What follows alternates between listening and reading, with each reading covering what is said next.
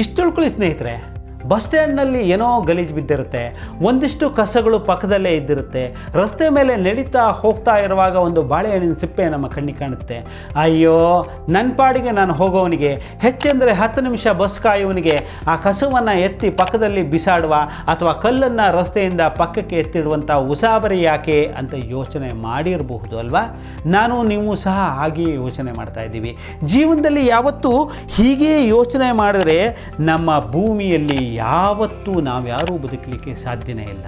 ಯಾಕೆ ಅಂದರೆ ಸ್ನೇಹಿತರೆ, ನಾವು ಈ ಭೂಮಿ ಮೇಲೆ ಬಂದು ಇದ್ದು ಹೋಗೋದು 4 ದಿನ.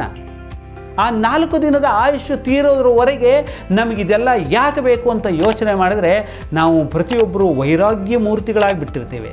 ಹೆಂಡತಿ, ಮಕ್ಕಳು, ಸುಖ, ದುಡಿಮೆ ಯಾವುದರಲ್ಲೂ ಆಸಕ್ತಿ ಇಲ್ಲದೆ ನಿರಾಶಾದಾಯಕ ವ್ಯಕ್ತಿಯಾಗಿ ಪರಿವರ್ತಿತಗೊಂಡು ಬಿಟ್ಟಿರ್ತೇವೆ.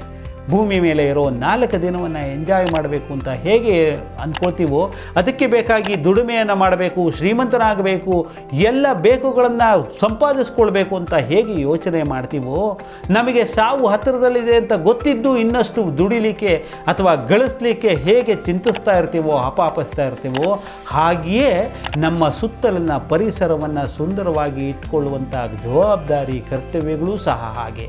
ರಸ್ತೆ ಮೇಲೆ ಬಿದ್ದಂಥ ಬಾಳೆಹಣ್ಣಿನ ಸಿಪ್ಪೆ ಅಥವಾ ಕಲ್ಲು ಅಥವಾ ಕಸದ ರಾಶಿ, ಬಸ್ ಸ್ಟ್ಯಾಂಡ್ನಲ್ಲಿ ಇರಬಹುದಂಥ ಅಪಸವ್ಯಗಳನ್ನು ಸ್ವಚ್ಛ ಮಾಡೋದು ಸಹ ನಮ್ಮದೇ ಕರ್ತವ್ಯ ಆಗಿರುತ್ತೆ ಅಲ್ವಾ? Thank you very much.